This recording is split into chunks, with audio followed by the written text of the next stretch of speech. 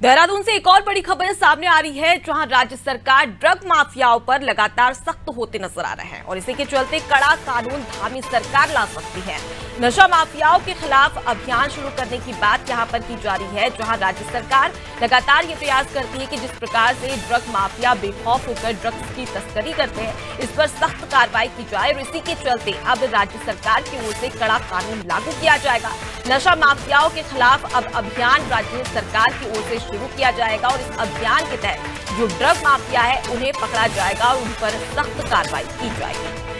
ज्यादा जानकारी लेंगे, हमारे साथ में सोनू लगातार जुड़े हुए। सोनू, राज्य सरकार अब ड्रग माफियाओं के खिलाफ लगातार सख्त हो रही है और इसी के चलते अब कड़ा कानून लागू करने की बात भी की जा रही है। क्या कुछ क्राइटेरिया और क्या रोड मैप तैयार किया गया है ड्रग माफियाओं के खिलाफ राज्य सरकार ने?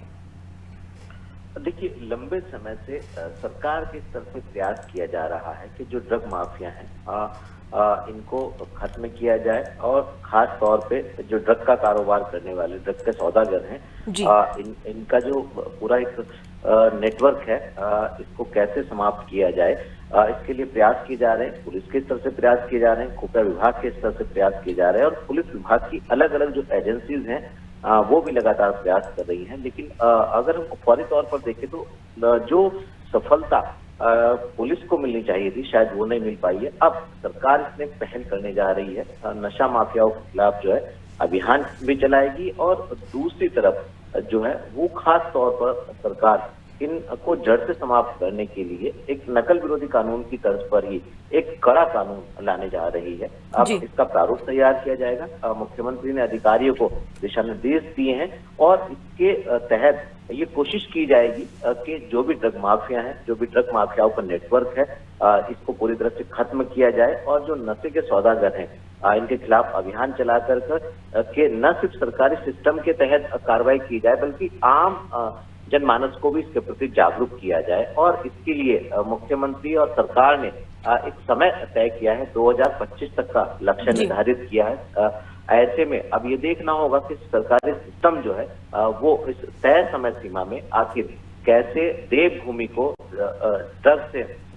मुक्त कराने के संकल्प को साकार कर पाएगी। जी सोनू, लेकिन यहाँ पर कई सारी चुनौतियां अगर हम बात करें तो कई सारे ड्रग माफिया तस्करी करते हैं, अन्य राज्यों से ड्रग्स लेकर आते हैं और सबसे बड़ी बात होती है कि जो राज्य के युवा है वो इसकी जद में लगातार जाते नजर आ रहे हैं। तो यहाँ पर राज्य सरकार के सामने दो चुनौतियां हैं, एक तो ड्रग माफियाओं की जो लगातार तस्करी की जाती है उनके द्वारा, उस पर रोक लगाई जाए, किस प्रकार से रोक लगाई जाएगी, ये एक बड़ी चुनौती। तो दूसरा वहीं पर कि जो राज्य सरकार की जो राज्य की जो तमाम युवा है वो इसकी जद में है, तो इससे दूर कैसे रखेगी सरकार?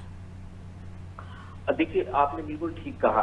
क्योंकि अगर हम राजधानी देहरादून की ही बात कर लें तो देहरादून का जो देहरादून से हिमाचल जाने वाला जो मार्ग है, इसके आसपास कई ऐसे शिक्षण संस्थान हैं जहां से अक्सर इस तरीके के अपडेट्स, इस तरीके की खबरें हम अपने दर्शकों तक पहुंचाते हैं कि जो टिफिन तक में नशे की जो दवाई है, मादक पदार्थ हैं, वो सप्लाई होते हैं और पुलिस कई बार इन पर कार्रवाई भी करती है। ये हम एक उदाहरण के तौर पर इसको देख सकते हैं। लिहाजा सरकार जो है वो कोशिश कर रही है, समय भी तय कर दिया है, लेकिन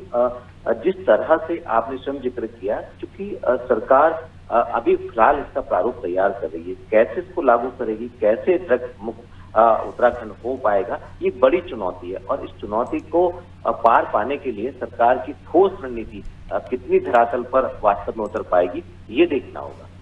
जी, तो सोनू आप हमारे साथ में बने रहिए, आगे भी आपसे जानकारी लेंगे। तो ड्रग माफियाओं पर नकेल कसने के लिए अब राज्य सरकार प्रयास कर रही है और ये प्रयास के लिए प्रारूप भी तैयार कर लिया गया है कि किस प्रकार से राज्य सरकार की ओर से कोशिश की जाएगी कि ड्रग माफियाओं पर रोक लगाई जा सके और इसके लिए एक सख्त कानून भी उत्तराखंड में लागू किया जा सके।